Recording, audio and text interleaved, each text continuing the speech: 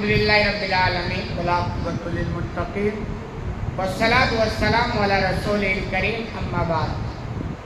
باتیں اس کے تعلق سے چل رہی ہیں کہ کن جانوروں کو مارا جا سکتا ہے. ساتھ میں یہ بھی بات ہے کہ بلا وجہ کسی جانور کو کسی مخلوق کو نہیں مارنا چاہیے بلا سبب کے بلا وجہ.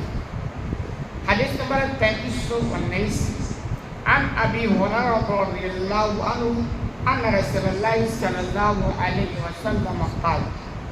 ابو ہریرہ رضی اللہ عنہ سے روایت ہے کہ نبی کریم صلی اللہ علیہ وسلم نے بیان کیا نزل النبی من الانبیاء تحت الشجرہ کہ انبیاء میں سے ایک نبی کسی ایک درخت کے نیچے اتر گئے یعنی ٹھہر گئے. پہلے زمانے میں سفر لوگ ایسے کرتے تھے, پیدل چل رہی ہے یا کسی جانور پر اونٹ ہے, گھوڑا ہے, اور اس کے بعد لگتا کہ دھوپ بہت ہے تو دیکھتے کوئی درخت ہو, سایہ دار ہو, تو وہاں وہ ٹھہر کر کے آرام کرتے. تو اس سے ہی ایک نبی گزرے جن کا نام نہیں ہے, اللہ کے رسول میں کوئی نبی تھے انبیاء میں سے, اور وہ کہیں سفر میں تھے تو ان کو آرام کی ضرورت پڑی تو ایک درخت کے نیچے وہ ٹھہر گئے, سایہ دار درخت تھا. فَلَدَغَتْهُ النَّمْلَةُ تو یہ کہ چونٹی نے ان کو کاٹ دیا. چونٹیاں بھی کاٹتے ہیں نا کبھی کبھی, تو ایسے کیا اور کاٹ دیا.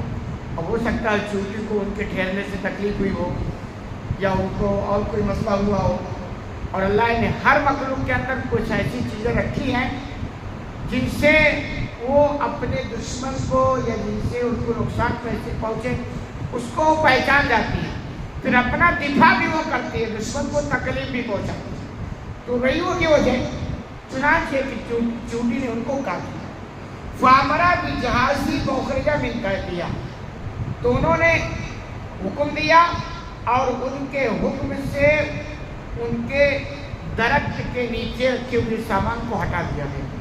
جب ان کو کاٹی چونٹی تو انہوں نے کہا میرا ایسا, چونکہ وہ ٹھہرے ہوں گے تو سامان بھی تو صاف پہ رہا ہوگا, پانی کا مشکیلا رہا ہوگا اور کوئی چیز نہیں ہوگی. تو انہوں نے کہا اس درخت کے نیچے سے میرے سامان کو ہٹایا. چنانچہ ہٹا دیا گیا. ثم امر ببیعها فورک بالنار پھر انہوں نے حکم دیا اس کے یعنی چونٹی کے چھتے کو جلا دیا جائے, یعنی ان کے حکم سے چونٹی کے چھتے کو جلا ڈالا گیا. یعنی یہ کہ مجھے تکلیف پہنچائی تو پھر وہ, حالانکہ اگر آپ تھوڑا سا اس کو اور وسیع کر کے سوچیں گے تو بات یہ سمجھ میں آئے گی کہ نبی کریم یعنی وہ ایک نبی تھے, وہ جب درخت کے نیچے ٹھہرے, سایہ دار درخت رہا ہوگا اور آدمی ٹھہرتا تو یہ دیکھتا نا کہ درخت سایہ دار ہے یا نہیں. تو جب ٹھہرے تو ان کو چونٹی نے کاٹا, ان کو تکلیف ہوئی, تو غالباً وہ یہ ان کے دماغ میں آیا ہوگا کہ ان چونٹیوں کی وجہ سے مسافروں کو تکلیف ہوتی ہے. کوئی بھی مسافر آتا ہوگا اور درخت کے نیچے ٹھہر رہا ہوتا ہے, اور جب ٹھہرتا ہوگا یہ چونٹیاں ان کو تکلیف پہنچاتی ہوں گی, تو ممکن اپنی ذات کے لیے نہیں بلکہ عام مسافروں کے لیے انہوں نے کہا اس چھتے کو جلا ڈالا جائے تو نہ رہے گی بات نہ بجے گی بانسری. تو چھتے نہیں, چونٹیاں نے مسافروں کو تکلیف, یہ ان کی اپنی سوچ رہی ہوگی. اور انبیاء بھی چونکہ انسانوں سے ان کا تعلق ہوتا ہے, اور اگر اللہ رہنمائی نہ کرے تو ان کے پاس بھی علم نہیں آتی.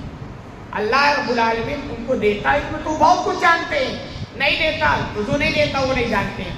تو یہ حالات یہی وجہ ہے نا کہ بسا اوقات کیا ہوتا ہے, ایک آدمی کسی چیز کو سمجھتا ہے کہ یہ چیز درست ہے اور اسی چیز کو کوئی دوسرا آدمی سمجھتا ہے کہ یہ درست نہیں.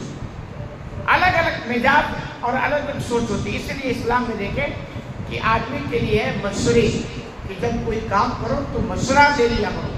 مشورے میں کیا ہوگا, آپ کی بھی رائے ہوگی, سامنے والے کی بھی رائے ہوگی, سارے آپشن آ جائیں گے, تو پھر حاکم جو ہوگا اس کو فیصلہ لینے میں آسانی ہوگی. خود نبی کریم صلی اللہ علیہ وسلم جن کے پاس وحی آتی تھی, جبریل آتے تھے, بس اوقات تو مشورے دیا کرتے.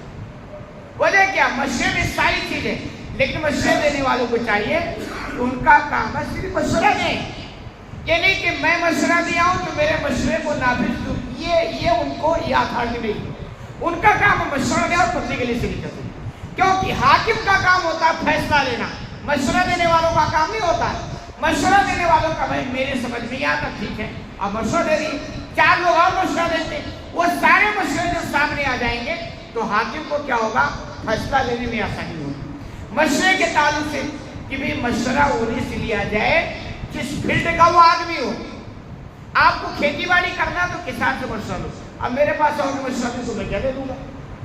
علم کا مسئلہ ہے تو ہر ایک کو نہیں اہل علم سے مشورہ دو، کیونکہ وہ اس فیلڈ کے ہے نا۔ تو یہ دھیان رکھنا چاہیے مشورہ ضروری ہے ہر کام میں، لیکن ایک تو مشورے کے لائق ہو، دوسری چیز مشورے والوں کو چاہیے کہ مشورہ دیں، اور اس کے بعد یہ نہ سوچیں کہ میرا مشورہ کیوں نہیں مانا گیا۔ میرے سامنے بہت سارے مشورے آتے ہیں، لیکن اب کوئی کہ صاحب میرا مشورہ دیا تو مولانا صاحب نے بولا کیوں نہیں؟ بھائی آپ دیے اور بہت سارے مشورے آتے ہیں، مجھے لگا کہ ٹھیک ہے بولنا چاہیے تو بول دیا، نہیں لگا تو نہیں۔ تو مشورہ دینے والوں کا دل کیا بڑا رکھنا چاہیے کہ بھی اگر سامنے والے کی بات اگر سمجھ میں آئے گا تو ٹھیک ہے، یہ کوئی مسئلہ نہیں۔ تو غالباً چونکہ مشورہ نہ لیے یا اور ایسی کوئی رہنمائی نہیں تھی تو ایسا حکم انہوں نے صادر کر دیا، لیکن اللہ کو کوئی چیز پسند نہیں ہے۔ جب انہوں نے چونٹی کے چھتے کو جلوا دیا تو کہہ رہے فاوح اللہ الیہ، تو اللہ نے ان نبی کی طرف وحی کی اور کہا فاللہ نملۃ واحدہ، ایک ہی چونٹی کو تو جلانا چاہیے تھا، یعنی کاٹی کتنی تھی؟ ایک چونٹی تھی۔ تو اگر تم کو بدلہ لینا تھا تو بس ایک چونٹی کاٹی تھی نا، یہ تو آپ نے سب کو جلا ڈالا۔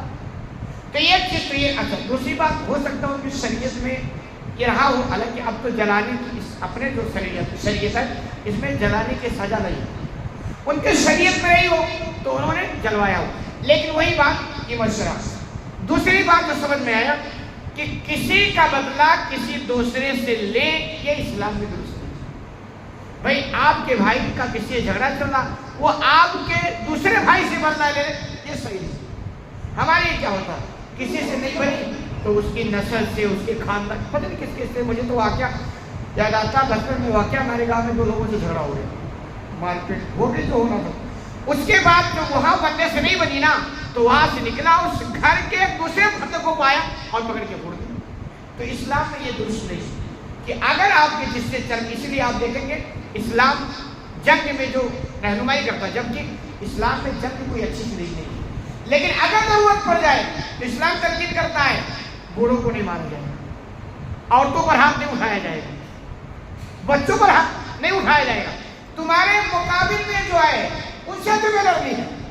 تو یہ ہے کہ بھائی آپ بلا وجہ یعنی زندگی ایسا بناؤ کہ اپنے آپ سے کسی دوسرے کو تکلیف نہ پہنچے، یہ اصل مسلمان اور اصل اہل حدیث ہوتا ہے۔ اہل حدیث کا مطلب کیا سمجھتے؟ صرف بس مسجد تک۔ اہل حدیثیت اپنے کام میں پیدا کرو، اپنے معاملات میں۔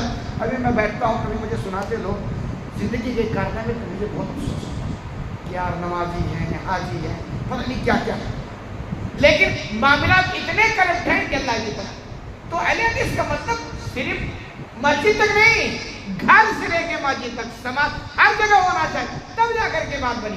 تو اللہ کی بندو زندگی ایسا بناؤ کہ اپنی زندگی سے کسی کو تکلیف مت پہنچاؤ، پھر حقیقت میں آپ سچے پکے مومن اور مسلمان ہو جائیں گے۔